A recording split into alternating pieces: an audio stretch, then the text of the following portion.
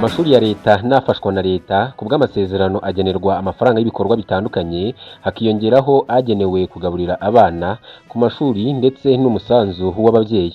Guhera Mutarama umwaka wa 2027 mu gihembwe cya kabiri cy'amashuri, biteganyijwe ko umusanzu w'ababyeyi muri gahunda yo kugaburira abana ku mashuri uzongerwa kugira ngo amashuri abone ubushobozi buhagije bwo gutanga uburezi bufite ireme.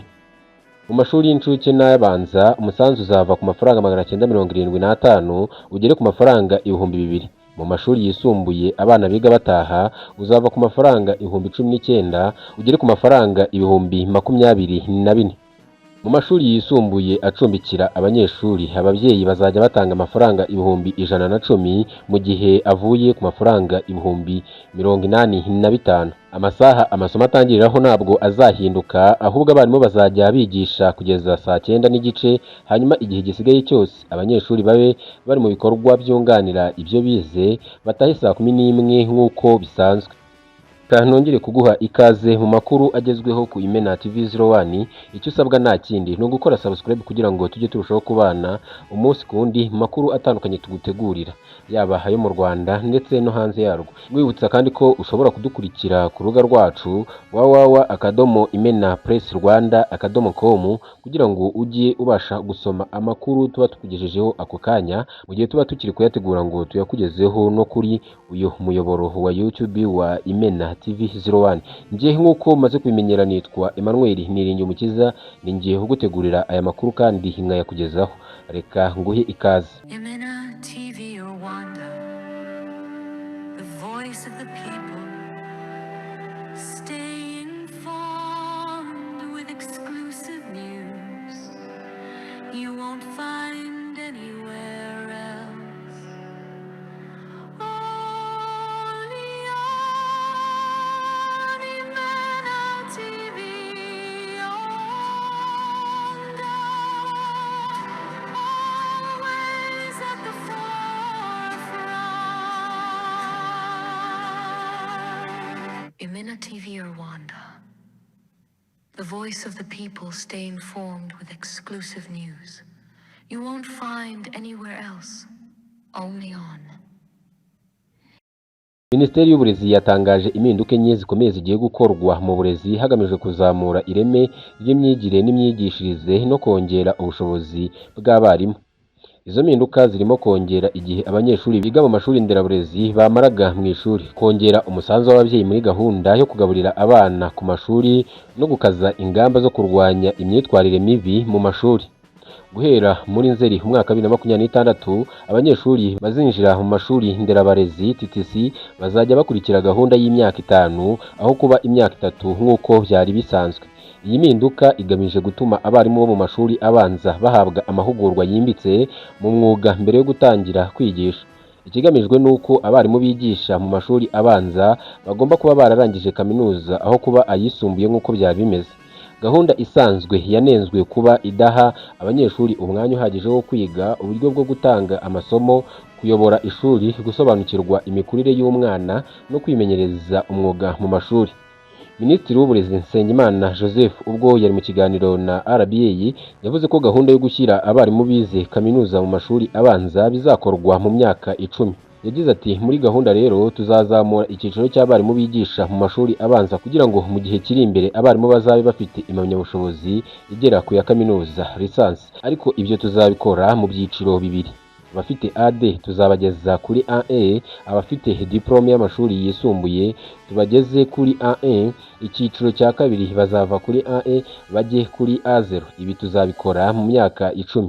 Yavuze ko abana basabye kwiga mu mashuri nderabarezi bazasanga batishimiye iyi gahunda nshya bazahabwa uburenganzira bwo guhitamo gukomeza bakayiga cyangwa kudakomerezamo. Biteganyijwe kandi ko kuzamura impamyabumenyi z'abarimu bo mu mashuri abanza bizatuma u Rwanda rugendana n'ibipimo byo mu karere no ku rwego mpuzamahanga, aho impamyabumenyi ya kaminuza isigaye isabwa kugira ngo umuntu yemererwe kwigisha. Abarimu bigisha ubu ntabwo bazirukanwa, ahubwo bazafashwa bashyirirweho uburyo bwo kuzamura ubumenyi. Indi mpinduka izibanda ku kuvugurura ingengabihe y'umunsi w'amasomo no guha umwanya munini ibikorwa byunganira iby'abanyeshuri bigira mu ishuri. Amasaha amasomo atangiriraho ntago azahinduka, ahubwo abarimu bazajya bigisha kugeza saa 9:30, hanyuma igihe gisigaye cyose abanyeshuri babe bari mu bikorwa byunganira ibyo bize batahe saa 11 nk'uko byari bisanzwe.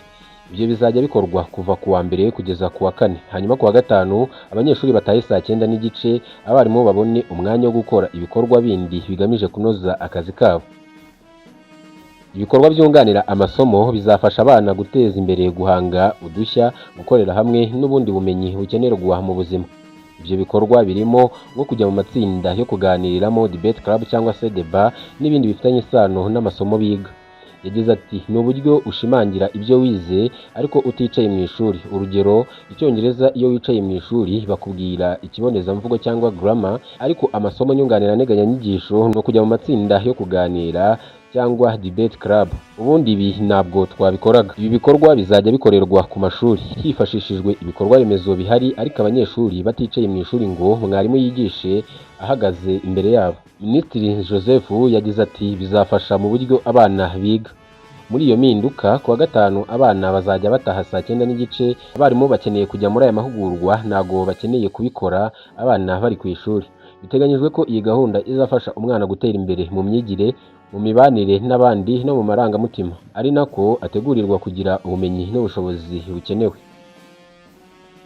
Amashuri ya leta n'afashwa na leta ku bw'amasezerano agenerwa amafaranga y'ibikorwa bitandukanye, hakiyongeraho agenewe kugaburira abana ku mashuri ndetse n'umusanzu w'umubyeyi. Minisitiri Nsengimana yavuze ko kubera izamuka ry'ibiciro ku masoko, ubufasha leta yatangaga mu kugaburira abana buziyongera. Guhera muri Mutarama umwaka 2027 mu gihembwe cya kabiri cy'amashuri, biteganyijwe ko umusanzu w'ababyeyi muri gahunda yo kugaburira abana ku mashuri uzongerwa kugira ngo amashuri abone ubushobozi buhagije bwo gutanga uburezi bufite ireme.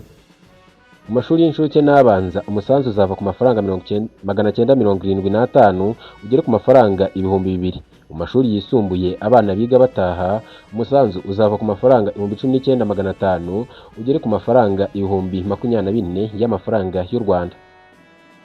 Mu mashuri yisumbuye acumbikira abanyeshuri, ababyeyi bazajya batanga amafaranga 110,000 aho bari basanzwe batanga amafaranga 85,000. Guverinoma nayo izongera amafaranga itanga mu kunganira gahunda yo kugaburira abanyeshuri ku mashuri. Iyi mibare ireba uburyo ibiciro byagiye bihinduka. Ngo mu biga mu bigo by'amashuri babayo yakagombye kurenga amafaranga 120,000, ariko kuko yari asanzwe ari menshi turavuga ngo leta izafasha kugira ngo atarenga 110,000.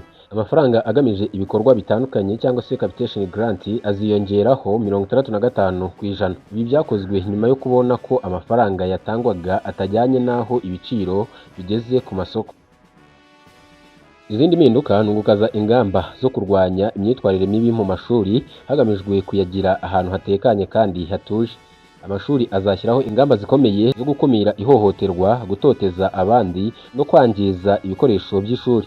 Minisitiri Nsengimana Joseph yavuze ko inzoga n'ibiyobyabwenge biri mu biri kwangiza abantu mu Rwanda, ndetse hari abarimu n'abanyeshuri bake babijyana ku mashuri, ariko ingamba zafashwe nuko uzajya afatwa yabijyanyeyo azajya ahita yirukanwa.